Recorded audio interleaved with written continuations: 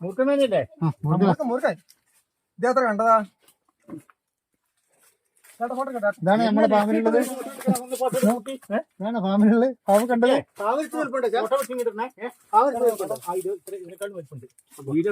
അപ്പൊ അവിടെ വേറെ ഉണ്ടോ? അവിടെ വേറെ ഉണ്ടോ?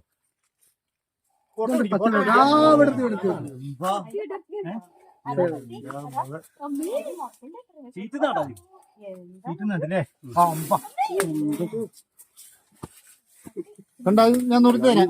ആദ്യമായിട്ട് കാണുന്നു.